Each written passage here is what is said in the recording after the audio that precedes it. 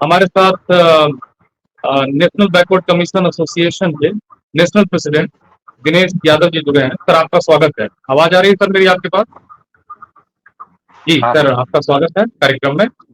जैसा कि हमारे वरिष्ठ साथी अ, अध्येता, शोधकर्ता और प्रोफेसर हिमाद्री सर ने बताया कि कैसे काका कालेलकर कमीशन जब बना 1953 में, और मैं छोटा सा मतलब जो पिछड़ों के उत्थान के लिए एक पहला कमीशन बना, उसकी नींव में थे आर एल चंदापुरी, राम लखन चंदापुरी, चौधरी ब्रह्म प्रकाश जी, जो दिल्ली के पहले चीफ मिनिस्टर बने, और बहुत सारे पिछड़े वर्ग के सामाजिक कार्यकर्ता जो उत्तर भारत के थे, दक्षिण भारत के भी थे।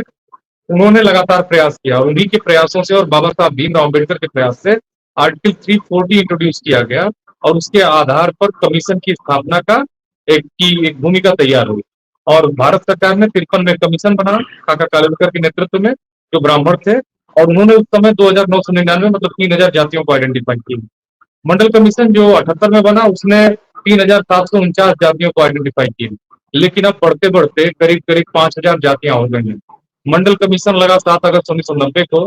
मैं दिनेश यादव जी से जानना चाहता हूँ कि 34 सालों के बाद भी क्यों 27% का रिजर्वेशन है बैकवर्ड कास्ट के लिए, लेकिन अभी भी क्यों बैकवर्ड रिजर्वेशन का 22% क्यों बढ़ा है, उसमें भी 5% क्यों खाली है, उसमें भी जो ग्रुप ए की नौकरियां हैं उसमें केवल 15% भरा है, 12% अभी भी खाली है।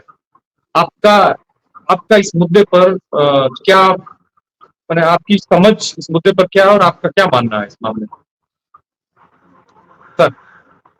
देखिए, मैं अपनी बात शुरू बांग्लादेश में जो सत्ता परिवर्तन हुआ है उससे करना चाहता हूँ। वहां का विषय और हमारा विषय अलग है, लेकिन जब इस देश का 65% ओबीसी एकजुट नहीं होगा, यूनाइट नहीं होगा, तब तक इस तरह की ओबीसी आरक्षण में जो विसंगतियां हैं उनका सामना हमको करना ही पड़ेगा। ये नंबर एक बात है। नंबर दो, ओबीसी को पॉलिटिकली खड़ा होना पड़ेगा, जागरूक होना पड़ेगा। कारण उसका है कि खासतौर से जब पार्लियामेंट का इलेक्शन होता है तो ओबीसी के नाम पे भी चुनाव लड़ा जाता है। अब आजकल तो चाहे भारतीय जनता पार्टी हो, चाहे कांग्रेस हो, चाहे दूसरी क्षेत्रीय दल हो, सब लोग ओबीसी को सेंटर में रख करके और अपने इलेक्शन की प्लानिंग करते हैं। लेकिन इन सब के बावजूद जब पार्लियामेंट में हमारे ओबीसी के मेंबर ऑफ पार्लियामेंट जाते हैं तो वो ओबीसी के ऊपर बात नहीं करते। ये हमारी सबसे बड़ी विडंबना है। तो अगर हमको इसका सही रिजल्ट लेना है तो एक तो हमको पॉलिटिकली अवेयरनेस लानी पड़ेगी, और खासतौर से जो मेंबर ऑफ पार्लियामेंट हमारे ओबीसी के चुन के जाते हैं या जो ओबीसी के समर्थन से अन्य किसी और जातियों के भी लोग चुन करके जाते हैं, उन पर दबाव बने, इसके लिए बहुत जरूरी है कि राजनीतिक रूप से ओबीसी को जागरूक होना पड़ेगा। दूसरी जो बात मैंने बांग्लादेश से कही है उसको मैं इस तरह से आगे बढ़ाना चाहता हूं कि मैंने देखा है कि हम किसी भी स्टूडेंट से बात कर लें जो ओबीसी का है, नॉर्मली उसके अंदर, उसकी आत्मा में ओबीसी अभी तक उतरा ही नहीं। वो बड़े मोटे शब्द में कह देगा कि वो डॉक्टर, अरे वो तो रिजर्वेशन वाला है, क्या मतलब है। या वो कहेगा कि ओबीसी रिजर्वेशन की जरूरत थी क्या, रिजर्वेशन खत्म ही कर देना चाहिए सारा का सारा। तो ये सारा का सारा जो है, जब तक हम इसको एक जन आंदोलन नहीं बनेगा तब तक ओबीसी के साथ में न्याय नहीं हो सकता है। और रही बात अब ओबीसी की, जैसा आपने बताया कि कई राज्यों में तो ओबीसी का रिजर्वेशन बहुत कम है, कई राज्यों में है तो उसको पूरा नहीं किया जा रहा है, बैकलॉग बहुत ज्यादा सारी यूनिवर्सिटीज में, सारे जो भी गवर्नमेंट सर्विसेज है, सब में बैकलॉग्स बहुत ज्यादा है। लेकिन इन सब के पीछे जो अगर दोषी है तो हम ओबीसी ही दोषी हैं। इसमें हम सिस्टम को दोष दे करके अपनी बला टालने की कोशिश करते हैं कि सरकारें कुछ नहीं कर रही। सरकारें तो दबाव में करती हैं। अब हम अगर विश्वनाथ प्रताप सिंह जी को ओबीसी आरक्षण लागू करने का श्रेय देते हैं, मैं भी देता हूं, और निश्चित रूप से वो धन्यवाद के पात्र है। लेकिन उनको ओबीसी रिजर्वेशन देने के लिए मजबूर किसने किया? शरद यादव ने किया।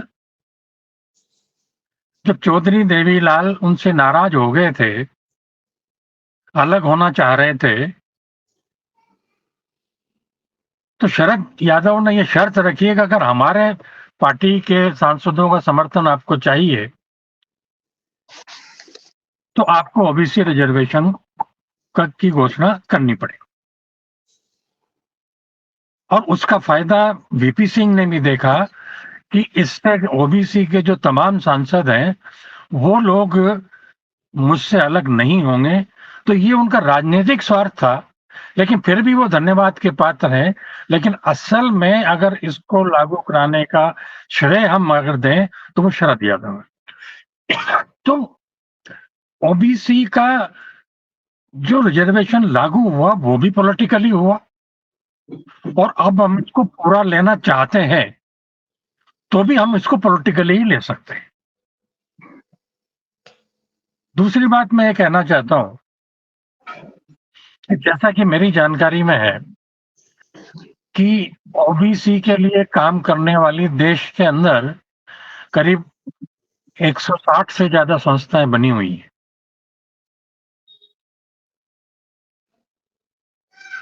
वो संस्थाएं क्या कर रही हैं, ये सब महत्वपूर्ण बात है।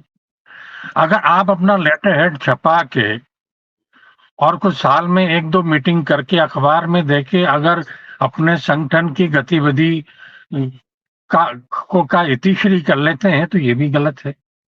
कोई न कोई ऐसा मंच बनना चाहिए जहां सारा ओबीसी एक मंच के ऊपर आए और एक साथ सबसे पहले छात्रों को जागरूक करें, क्योंकि छात्र शक्ति और युवा शक्ति है वो ही किसी आंदोलन को आगे बढ़ा सकती है। और उसके साथ में जो प्रबुद्ध लोग हैं वो उनके साथ जुड़े ताकि आंदोलन भटके नहीं, और वो आंदोलन एक बार पूरी तरीके से जब तक देश में नहीं होगा ओबीसी को न्याय नहीं मिलेगा, ओबीसी का रिजर्वेशन पूरी तरह से नहीं मिलेगा, इसका लाभ नहीं मिलेगा। हम तो अभी केवल 27% हमको बता दिया, हम इसमें खुश हो जाते हैं कि हमारा 27% है, जबकि पॉपुलेशन हमारी 65% है। उस समय की वो मजबूरियां रही होंगी कि केवल 27% आरक्षण ही आप दे सकते थे, तो आपने 27% का उसमें एक बार उल्लेख कर दिया। लेकिन मंडल साहब ने मंडल आयोग में लिखा है उसकी कमीशन की रिपोर्ट में कि इसका सही निर्धारण जातिगत जनगणना होने के बाद ही किया जा सकता है। तो जातिगत जनगणना आज सबसे प्रमुख विषय है। जातिगत जनगणना होनी चाहिए, और जिन जिन राज्यों ने जातिगत जनगणनाएं कराई हैं निश्चित रूप से वहां 63-65% का ओबीसी निकला है, और उसी रेशो में फिर आरक्षण मिलना चाहिए। तो मेरा कुल मिलाकर के कहना यह है कि जन आंदोलन बनना चाहिए, राजनीतिक दबाव बनना चाहिए, और खास तौर से युवाओं को और छात्रों को इसके लिए जागरूक करना चाहिए, जब जाकर के हम इसका रिजल्ट ले सकते हैं। नेशनल बैकवर्ड क्लास एसोसिएशन के प्रेसिडेंट हैं, उनसे मैं बस 2 मिनट में जानना चाहूंगा कि उसके बाद मैं आपसे विस्तार में बात करूंगा। सर, बस एक सवाल आपसे मैं पूछूंगा कि कांग्रेस अभी गिनती करो की बात कर रही है। बीजेपी ने भी 2018 में वादा किया था कि हम जातिगत जनगणना करेंगे। सारी पार्टियां वादा करने के बाद क्यों मुकर जाती हैं? जैसा कि हमारे प्रोफेसर सिमाद्री सर ने कहा कि इंडिया जो है वो कास्ट का, जातियों का एक यूनियन है, यूनियन ऑफ कास्ट है। और जो सवर्ण तबका है, जो जिसको विशेषाधिकार मिला हुआ है जिस तबके को, उसको डर लगता है, भय लगता है कि हमारा मनु का जो सिस्टम है वो टूट जाएगा, हमारा हेजेमनी खत्म हो जाएगी, प्रिविलेज खत्म हो जाएगा। तो इसमें अब वंचित तबका है वो कैसे अपने को एकजुट कर रहा है कि कैसे वो इस अपने अधिकारों के लिए लड़ेगा, क्योंकि जो विशेषाधिकार तबका है, विशेषाधिकार प्राप्त तबका है, उसका मसला ये है कि उसको किसी भी हाल में दूसरों को अधिकार नहीं देना है। और जो तबका अपने अधिकारों के लिए लड़ रहा है उसको क्या करना चाहिए, मैं आपसे जानना चाहता हूँ 2 मिनट में। देखिए, आपने जो सवाल किया उसका जवाब तो आपने ही दे दिया कि एक खास तबका है जो नहीं चाहता है कि रिजर्वेशन नाम का कि कोई चीज हो भी से, चाहे वो एससी हो, एसटी हो, ओबीसी हो, वो नहीं चाहते। अगर आपने पढ़ा होगा तो जब वीपी सिंह इसको लागू करना चाह रहे थे, तो तमाम जो उनके प्रिंसिपल सेक्रेटरीज थे, उन सब ने इसका विरोध किया, सब ने। केवल एक थे जो ओबीसी कमीशन में भी शायद सेक्रेटरी रहे थे, आई थिंक उनका नाम बालाकृष्णन ऐसा कुछ नाम था। वो अकेले थे जिन्होंने इस ओबीसी आरक्षण को लागू करने में अपनी सहमति दी, बाकी तमाम लोगों ने असहमति। इसी तरह से अगर हम जुडिशरी में चले जाते हैं, आज जुडिशरी की वजह से जो विसंगतियां ओबीसी आरक्षण में आ रही हैं, उसका कारण ये है कि वहां एक ही वर्ग के लोग जुडिशरी में बैठे हुए हैं। वो कभी भी नहीं चाहते हैं कि जो निचला तबका है, जो पिछड़े हुए लोग हैं, जो किसान हैं, गरीब हैं, वो लोग सिस्टम में आगे आए। तो ये एक कुछ जातियों की मोनोपोली है इस देश में, चाहे जुडिशरी हो, चाहे आपकी कार्यपालिका हो, चाहे आपकी विधायिका हो, सब में वो एक सिस्टम ताकत बैठा हुआ है। अब हम चाहें कि आपस में बात करके उस कागज को तोड़ दें, ये जरा नामुमकिन बात है। मैंने पहले भी कहा कि जब तक पॉलिटिकली हम ताकतवर नहीं बनेंगे, तब तक हम सर्वाइव कर ही नहीं पाएंगे। रही बात जो जातिगत जनगणना की, तो भारतीय जनता पार्टी ने भी ये बात कही थी कि जातिगत जनगणना हम सहमति देते हैं। कांग्रेस भी इस बात को कह रही है, लेकिन जब लेकिन सत्ता करता में कोई आने नहीं के है, बाद में है, करता कोई भी नहीं है। और हाँ, सत्ता में आने के बाद में सब लोग अपनी पॉलिटिक्स का गुणाभाग देखने लग जाते हैं और करते नहीं हैं।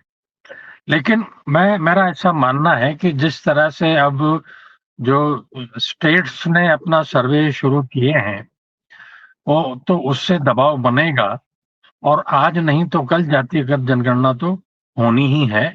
और जिस दिन जातिगत जनगणना हो जाएगी, उस दिन सारा दूध का दूध, पानी का पानी हो जाएगा। अब आप एक बात बताइए मुझे कि अगर हम बिहार के आंकड़ों को ही उठा के देख लें, तो मेरे ख्याल से वहां पर 16% सवर्ण है। अगर मेरा आंकड़ा गलत है तो अगर किसी को जानकारी है तो उसको मुझे सुधार दें, मैं माफी मांग लूंगा। नहीं मेरे नहीं, माफी की ख्याल बात से नहीं है सर, 16। माफी की बात बिहार नहीं है, की बात। लेकिन 15 से नीचे है सर, 15 दशमलव कुछ है, 15 है, और हाँ, 16 मान लीजिए, 15। ठीक है जी। ठीक है ना। अब आप ये देखिए कि अगर उसी को एवरेज लेते हैं तो पूरे देश में 15%, 16% के करीब सवर्ण कास्ट है। उसके लिए आपने 10% का आरक्षण दे दिया। इट मीन आपने 70% लोग आरक्षण दे दिया उनको, और जहां 65% ओबीसी है, उसको आपने 27% दिया है। तो जब ये जो जातिगत जनगणना जब हो जाएगी तब सारी चीज साफ हो जाएगी। और उस समय मैं समझता हूं अगर मैं पार्लियामेंट में रहूंगा तो मैं यही सुझाव दूंगा कि आप आरक्षण को खत्म मत करिए। जिसकी जितनी जाति है 100% आरक्षण को या 98% को या 95% को, जिसकी जितनी जाति है उतना उतना परसेंट आप उसको दे दीजिए। लेकिन सर इसमें ताकि नुकसान कहीं ना भी कहीं हो रहा है, जो छोटी जातियां सर 1% से कम है, बहुत कम आबादी है, उनका नुकसान है। कई तरह की दिक्कतें हैं जिसको मिल बैठ के इस पे काम किया जा सकता है। ये, जी, ये मेरा लेकिन नियत वो होनी है, चाहिए, नियत होनी चाहिए। जी लेकिन ठीक। नियत होनी चाहिए जी सर, सर हम और लोगों को समय की जातिगत सीमा भी है, तो जनगणना मैं होनी चाहिए। जी सर, जी सर, थैंक यू सर।